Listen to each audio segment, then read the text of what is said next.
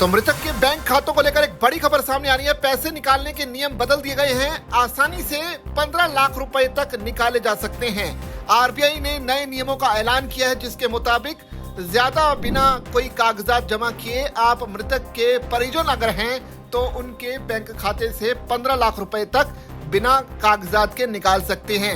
यानी भारतीय reserve bank यानी आरबीआई ने बैंक ग्राहकों के मृतक परिजनों के लिए दावा निपटान यानी क्लेम सेटलमेंट प्रक्रिया को आसान बनाने और उसमें तेजी लाने के लिए नए निर्देश जारी किए हैं। आरबीआई के नए नियमों के मुताबिक अब परिजन बैंक खाते में जमा 15 लाख रुपए तक की राशि थ्रेशोल्ड लिमिट जिसको बोल सकते हैं हम, इसके लिए कानूनी दस्तावेज के बिना भी आसानी से क्लेम कर सकते हैं। सहकारी बैंकों यानी कोऑपरेटिव बैंक्स के लिए जो सीमा है 5 लाख रुपए तय की गई है। देरी होने पर बैंकों पर जुर्माना लगाया जाएगा। आरबीआई ने वेबसाइट पर एक सर्कुलर जारी किया है, जिसके मुताबिक बैंक्स को इस बारे में निर्देश जारी कर दिए गए हैं और ये 31 मार्च 2026 तक पूरी तरह से लागू किए जाने हैं। खास बात यह है कि इसमें बैंकों को साफ साफ हिदायत आरबीआई की तरफ से दी गई है कि अगर बैंक की गलती के कारण डिपॉजिट संबंधी दावे के निपटान में देरी होती है तो बैंक को देरी के लिए ब्याज के रूप में मृतक के परिजनों को मुआवजा भी देना होगा। ये एक बड़ी बात है। ये मुआवजा बैंक दर यानी जो बैंक की जो रेट है उसमें 4% प्रति वर्ष की दर से एक्स्ट्रा ब्याज देना होगा।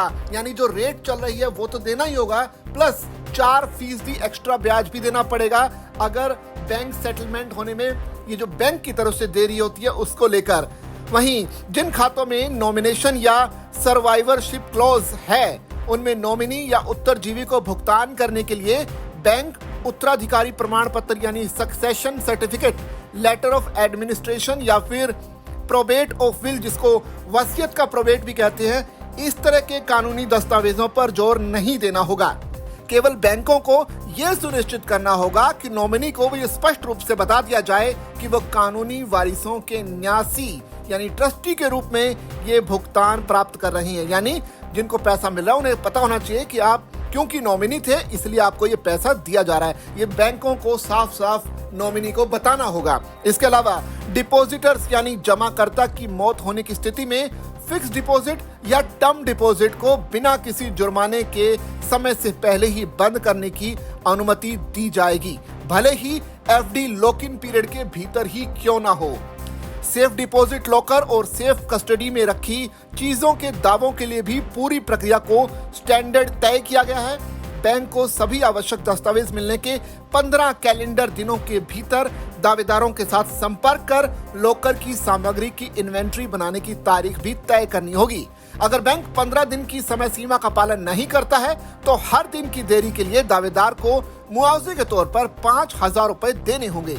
अगर 15 की बजाय 20 दिन लगाए तो 5 दिन की देरी के लिए 25,000 रुपए देने होंगे। तो यानी बैंकों को लेकर साफ साफ निर्देश आरबीआई की तरफ से जारी किया गया है।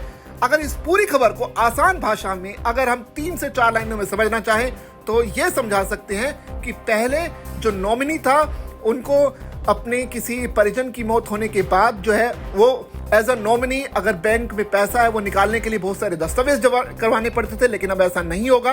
15 लाख तक की अमाउंट को आप सीधे सीधे क्लेम कर सकते हैं। इसके अलावा अगर ये क्लेम सेटलमेंट करने में बैंक हिचकिचाता है या फिर देरी करता है तो बैंक आपको जुर्माने के तौर पर अतिरिक्त राशि भी देगा और ये राशि 5,000 से लेकर 25,000 रुपए तक भी हो सकती है। यानी बैंकों पर भी दबाव है। यानी अगर बैंक किसी भी कारण से देरी करता है तो आप उनसे जुर्माना भी वसूल कर सकते हैं। ये आरबीआई के नए निर्देश सामने आए हैं। उस पूरी खबर पर आपकी क्या राय है आप कमेंट करके हमें जरूर बताइए और ऐसी ही खबरों के लिए बने रहिए जागरण बिजनेस के साथ।